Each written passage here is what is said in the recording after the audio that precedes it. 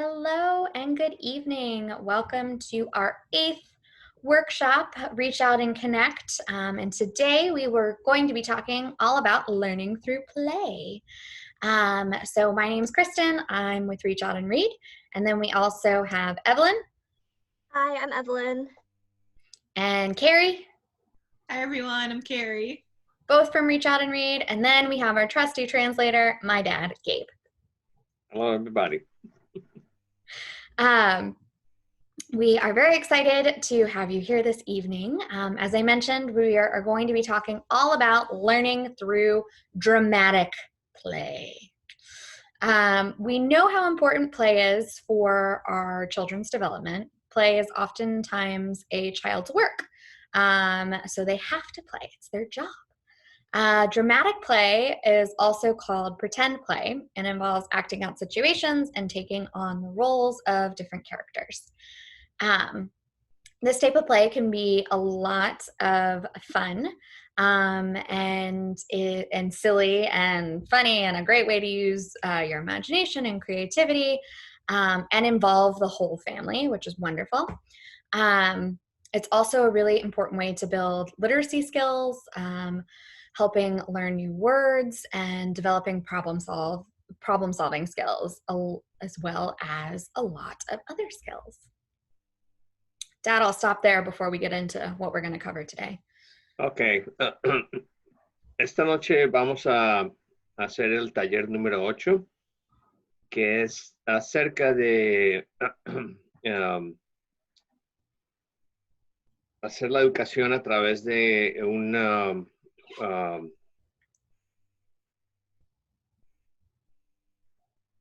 juegos de drama o cosas que sean dramáticas. Nosotros sabemos que es muy importante para los niños que tengan un desarrollo temprano y por eso vamos a demostrar cómo hacer un juego dramático o algo que también puede ser llamado como un juego de pretender. Y esto envuelve situaciones en las que tú tienes que actuar y tienes que tomar ciertos papeles y estos papeles también pueden ser diferentes. Este tipo de juego dramático puede ser muy bueno y muy divertido. Y como dije antes, va a ayudarlos a que construyan unas habilidades en la parte de la educación del niño. Se van a aprender nuevas palabras y se van a aprender maneras de desarrollar problemas y al mismo tiempo de mejorar las habilidades. Hoy vamos a ver 3 ejemplos. Haven't gotten there yet. Okay, sorry. So today we're going to look at 3 examples of pretend play and how you can do these with your kids at home during quarantine. We are going to get to play ourselves, so we're going to show you the post office at home, the grocery store at home, and the restaurant at home. Dramatic play doesn't, that was Baxter. Dramatic play doesn't only have to be acting out real life situations. You can definitely pretend to fly spaceships and be kings and queens.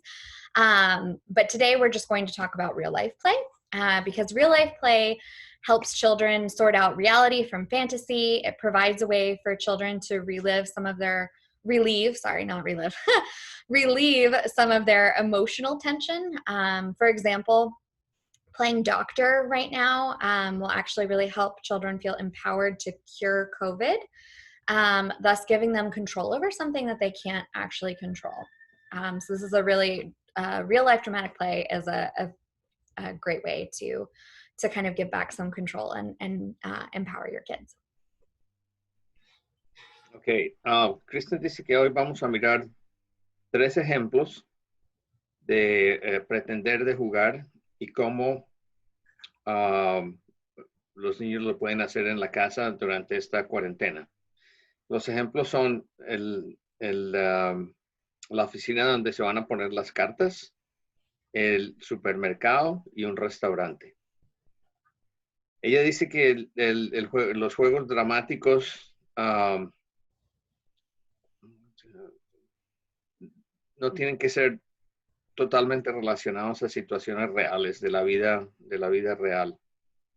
Ella dice que tú puedes pretender definitivamente como volar naves espaciales o como ser un rey o como ser una reina.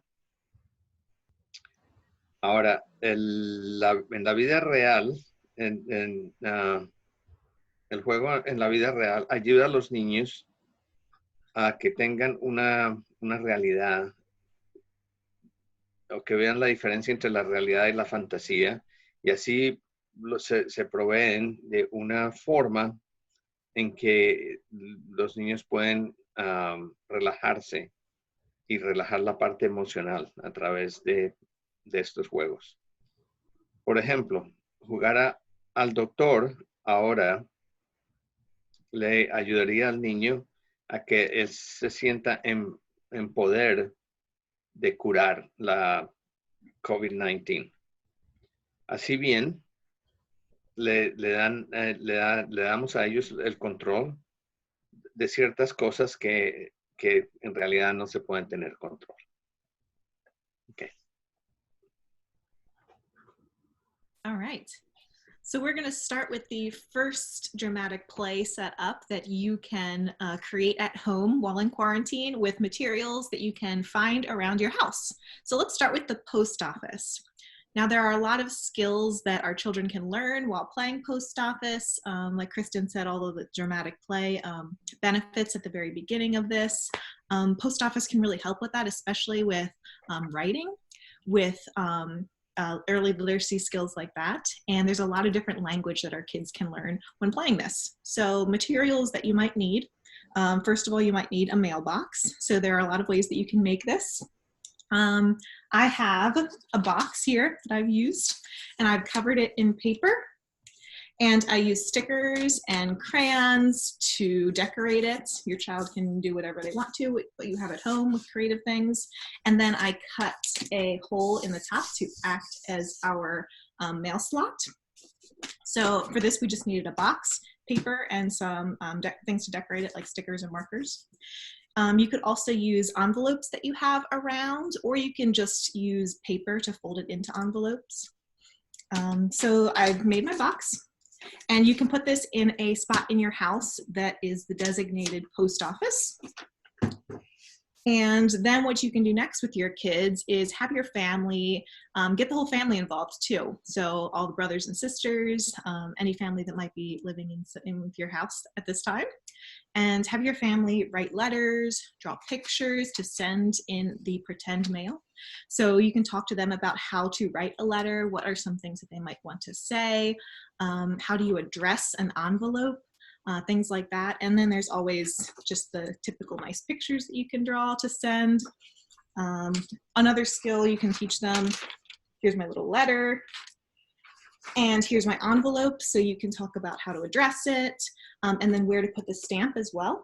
So we can use stickers to act as our stamps, and put it in the top corner. Put your piece of mail inside your envelope, and they are ready to then be put in your mailbox. So there they go, all my letters. And then you can assign somebody in your family to act as the postal carrier. And their job is then to take the mail out, to sort through it, and then deliver it to whoever it is addressed to. So use words when you're playing this like postal carrier and stamps and letters, things that are related to what the actual postal carrier's job is.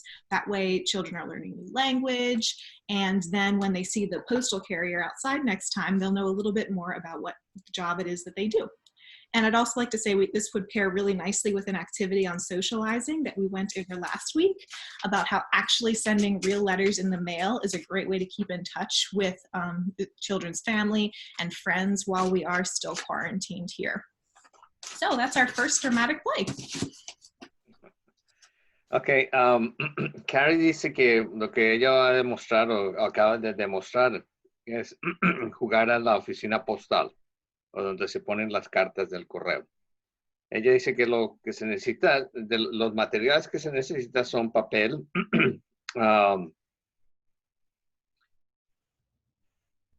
o envelopes, sobres. Ok, puedes usar papel, puedes utilizar sobres. Si no tienes los sobres, lo que puedes hacer es doblar un pedazo de papel para hacerlo. Y también lápices y también calcomanías. Y las calcomanías pueden hacer la manera de que sean las estampillas. ¿Cómo crear la caja del correo?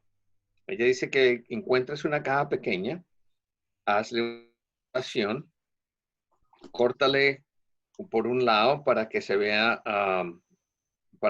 como una puerta y así también como que se vea que sea una rotura así longitudinal para que ellos puedan poner las parte de arriba de la caja. Ahora, tú puedes hacer varias de estas cajas de correo. Puedes hacer una para cada persona que está en tu casa.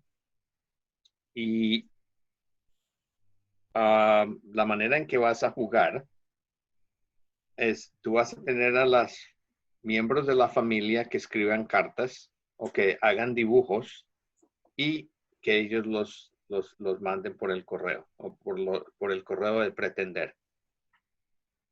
Ahora, tú puedes decirles a ellos o hablarles a ellos acerca de cómo escribir las direcciones en los sobres y dónde poner las estampillas. Una vez que tengas las cartas hechas, ponlas en la caja que hiciste a través de la pequeña rotura que hiciste en la parte de arriba y asegúrate que están dirigidas a alguien. Y así puedes determinar también una persona que va a distribuirlas, que va a ser el señor del correo. Y déjalos que ellos las recojan y después que las lean. Y así como las vas sacando del correo, tú puedes determinar para quién fueron las cartas. Ten la persona que haya sido designada para que haga los envíos de estas cartas y que asegúrate que esta persona se la mande o que se la entregue a cada persona y así ellos pueden tener el proceso entero desde que hicieron, desde que mandaron la carta y hasta que la recibieron. Okay. Great. So now we are going to talk about the second scenario where we have the grocery store. So when you think about a grocery store, there are first a couple things that we need. So first, you're going to want to find play food or food items from your kitchen that you can put in the grocery store and stock the shelves for your children to find and pick out. So some things that I have are bananas, some applesauce, and some Cheerios. It's a really big box of Cheerios, but find whatever you have lying around and you can strategically place them around the room. You can put them high and low so it kind of feels like a real grocery store. And then you are also going to want to create a cash register. So the way that we create the cash register is similar to the mailbox. So here I covered a box with some paper. I have two boxes, so this is the little screen for where the dollar amount pops up, and on the top I have my number pad. And I decided I had some extra space on the side here. I decided to write down some common grocery food items that you can press for when your child checks out. And finally, the last thing that you are going to want is some money to buy your groceries with. So you can easily make some play money with some sort of play currency. Mine is a smiley face. And now that you have all your materials, you are all set to play grocery store.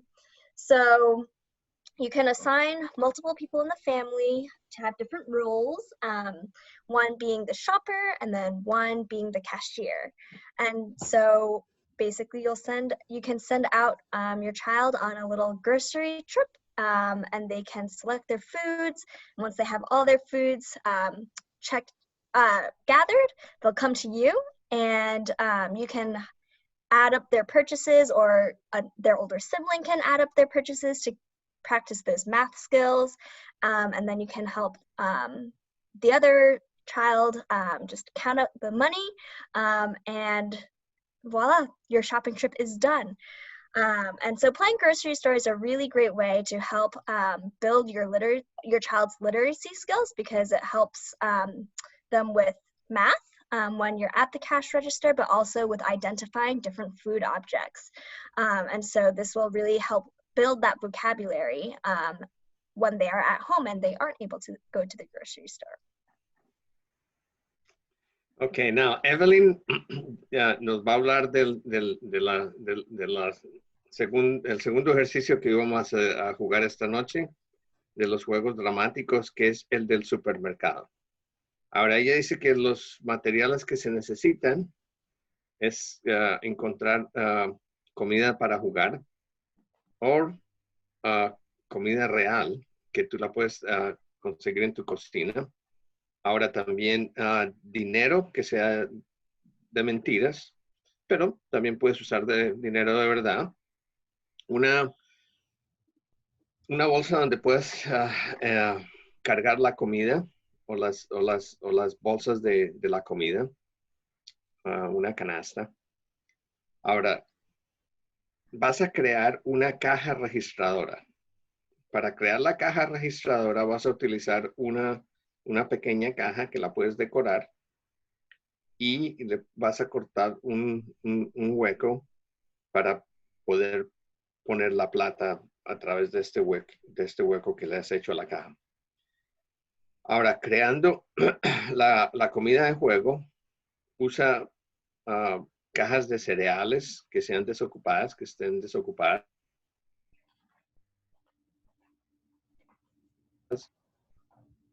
Cosas que sean de comida y que sean familiares con las personas que están en el supermercado. Ahora, la manera de jugar es asegúrate que consigues una persona que sea el cajero y otra persona que sea el que compra, o el consumidor.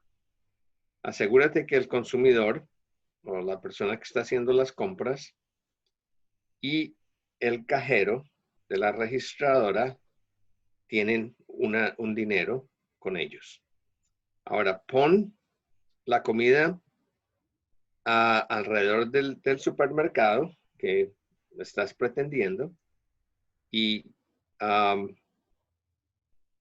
asegúrate que vaya hacia arriba y hacia abajo, por todos los lados del supermercado.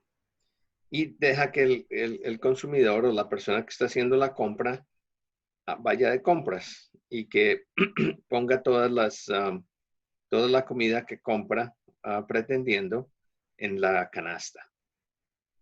Cuando la persona que está comprando termina, ve hacia donde están los cajeros, y asegúrate que tú sumas las compras. Ahora, si tu hijo es suficientemente viejo para que él pueda contar el dinero, déjalo que él lo haga, y pon la comida que él compró en en diferentes bolsas y así está la compra hecha completamente. Ahora, Evelyn dice que jugar al supermercado es una manera en que tú puedes soportar la educación de tu niño temprana y haces, que sea un buen desarrollo, por lo que tienen una muy buena oportunidad de identificar especialmente los diferentes tipos de comidas en el supermercado. Y también es una manera en que ellos pueden practicar las habilidades de las matemáticas. Okay. All right. We are going to talk, I'm echoing, about playing restaurant, which I think is a super fun way to be creative and also great right now because we can't go out to restaurants. So why not have restaurant at home? So to play restaurant, you need a kitchen set, or if you don't have a kitchen set, because let's be serious, New York City apartments can barely fit a kitchen, let alone a child-sized kitchen set. Or you can make your own kitchen set, which I will show you in a moment with some boxes. Play utensils, play plates, bowls, play food, table, chairs, paper, pencil, crayons, any and all of those. Just some of those is totally fine too, whatever you may have. So first thing I mentioned was the kitchen set, right? So I don't have a kitchen set in my apartment, but I made a kitchen set. So I took a box here that I got, and I turned it into my oven and stovetop. So you'll see one of the burners, this burner here, is red because it's on and it's hot, and we associate red with hot, and the other one is off. And then you can even open the oven. So I put a little tack there to act as a handle, and then you can even open and put things inside the oven if you would like. I'm gonna pretend this is a oven-safe dish, and I'm gonna put it inside my oven, and I'm gonna close it. So now we have our oven, and then we can also cook on top of our oven. So if you don't have clay pots and pans, that's okay.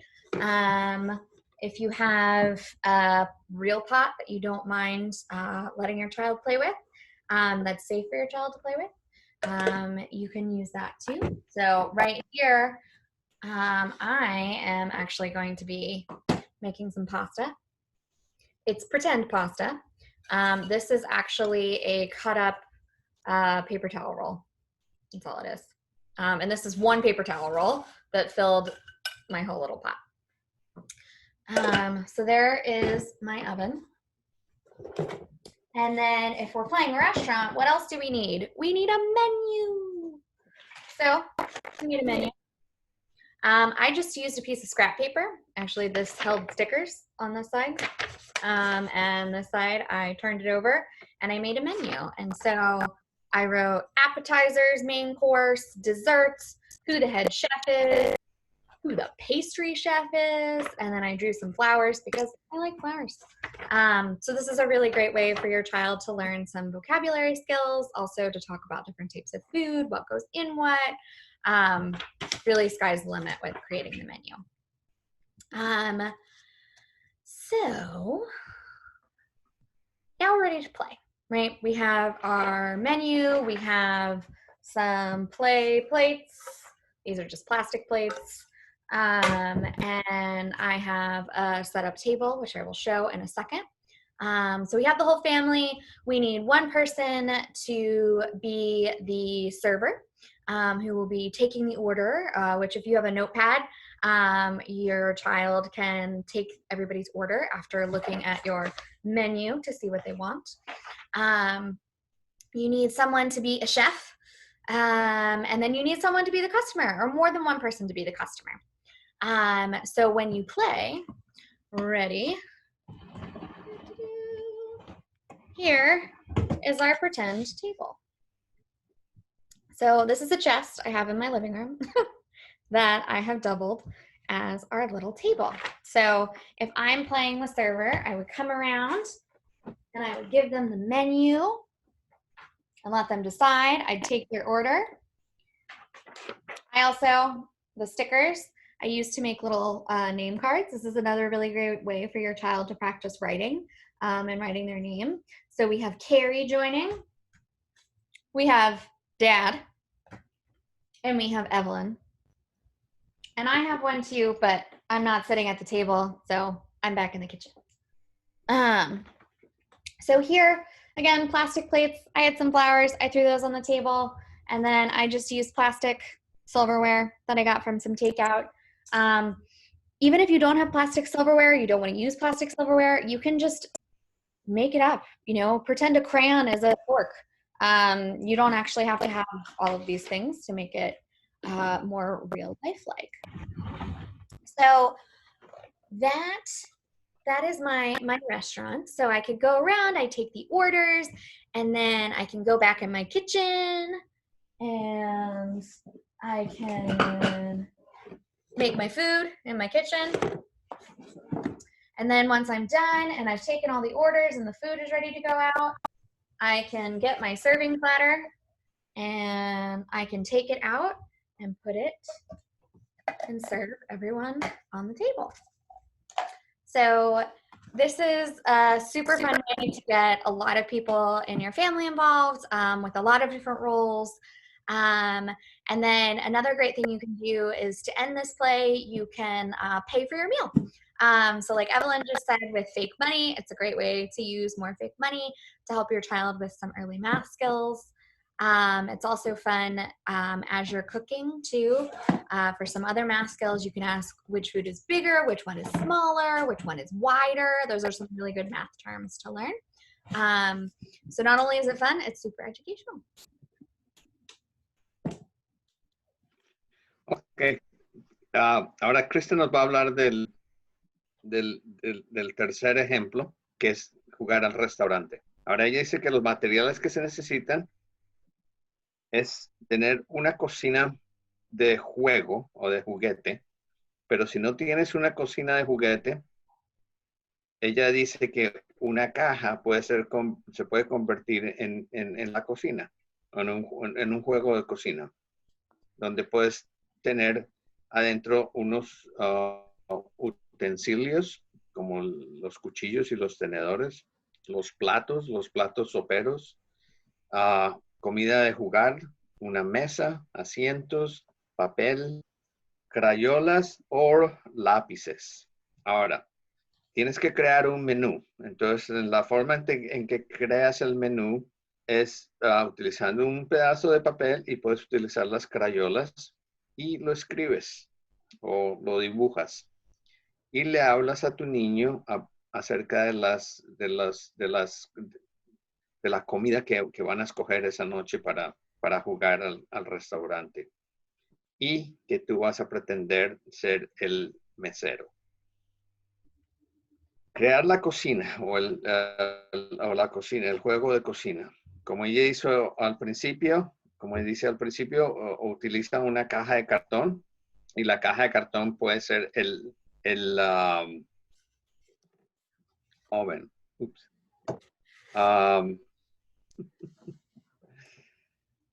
Puede ser wow, ese se me... Ok, el oven, que es bueno, es donde pones la comida para que se cocine, ¿no? Se me olvidó la palabra ahorita en inglés, pero la estufa, es una estufa.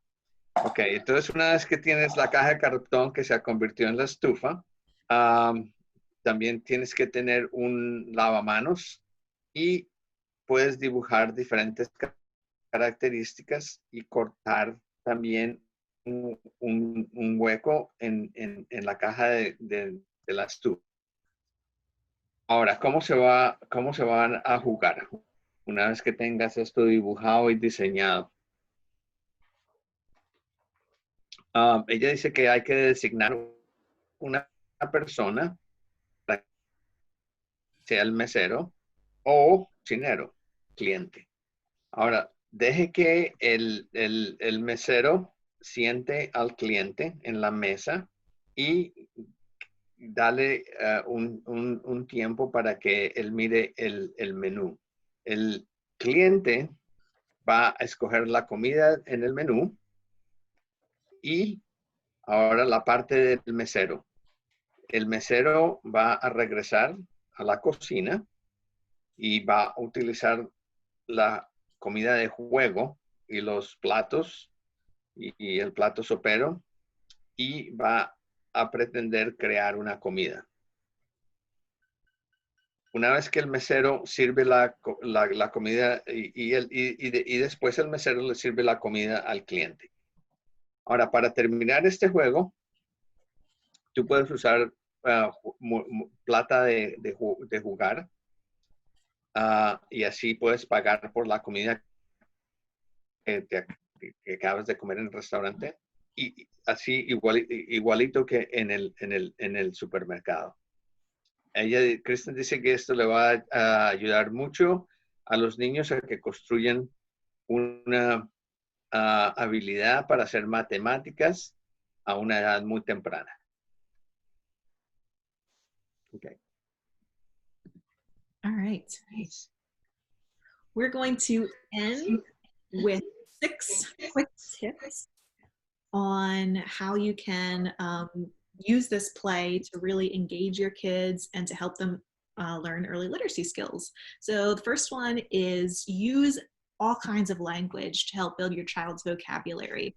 Words that they may not use all the time: postal carrier, cashier, menu, appetizer, customer, specific words like that that can help your children when they go out into the restaurants or into real grocery stores or interact with the postal carrier.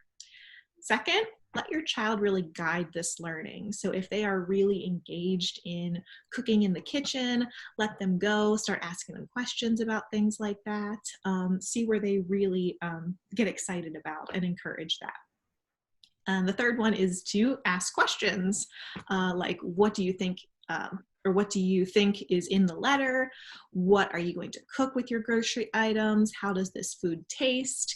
Anything that can provoke some thoughts in your young children. The fourth tip is to relate play to the real world experiences that have happened to your child. So for example, as you're playing post office, remind your child about your trip to the post office. Ask them who they talked to, who they saw, what they did, and this will help them remember those new words and give them great background knowledge when they are reading to help them better understand and comprehend stories that they might read that has a postal carrier in it, because they remember that time that they played and they were the postal carrier. Our next tip is before or after you're finished pretend playing, you can always find a book that pairs with this activity. For example, if you're playing restaurant, it might be fun to read a book about food, and it might give you some good inspiration for the play as well. And our last tip we have is just to have fun with it. Immerse yourself in the play, really feed off of your child's excitement for this pretend activity. And it's a great activity for the whole family, especially during this time when we're all cooped up at home, and this can be just a really fun, imaginative thing to engage with.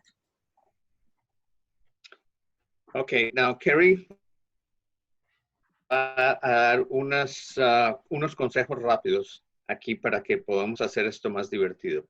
Ella dice que el primero es usar un lenguaje que sea apropiado para este juego dramático que ellos vivieron en los 3 ejemplos. Y dice que usa palabras que sean apropiadas, que sean las palabras de verdad, como la del cajero, como la del cliente.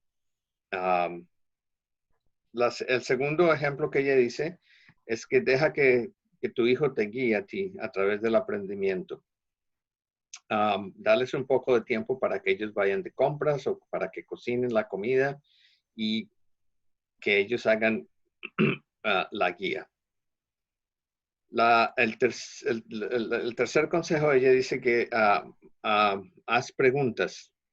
Haz preguntas como, ¿qué opinas de esta carta que mandaste? ¿Qué estás haciendo de comida? ¿Cuáles son la comida que compraste en el supermercado? ¿Cómo te parece que la comida está buena? Etcétera. Ahora, el número 4 dice que relaciona las experiencias reales y transmítelas a tu hijo. Por ejemplo, si tú estás jugando a la oficina postal, recuérdale a tu niño cuando ustedes fueron en el pasado a una oficina postal a depositar unas cartas. Entonces él puede pensar y puede relacionar lo que está jugando con lo que es la vida real. Pregúntale con quién hablaste en la oficina del correo, a quién vio, y qué fue lo que hiciste. Ella dice que todo esto les va a ayudar a ellos muchos para que se recuerden y que tengan una idea de cómo formar este conocimiento del juego, y les va a ayudar a ellos para que entiendan y comprendan la historia mucho mejor. El consejo número 5, ella dice que que te diviertas mucho y que te sumerjas en este juego. Así esto puede ser bien triunfador.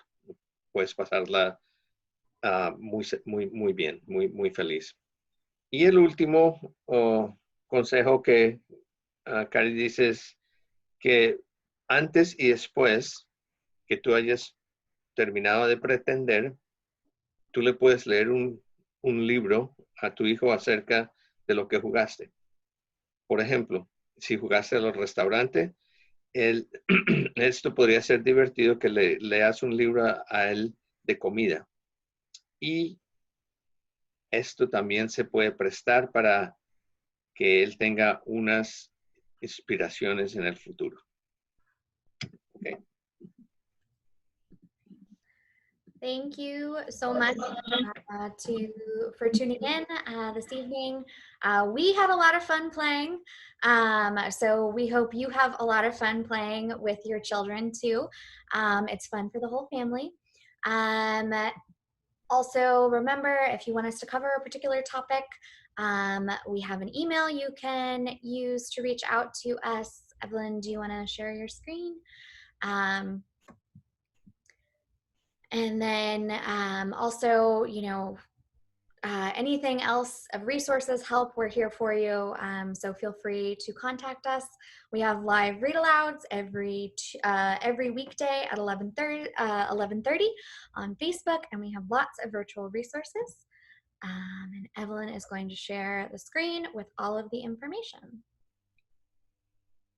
Ok, Kristen está terminando la sesión y ella dice que hay una cantidad de ayudas visuales y virtuales en la página del web de ellos. No solamente esto, pero también tienen eventos vivos que ustedes pueden encontrar la información en la página de ellos también.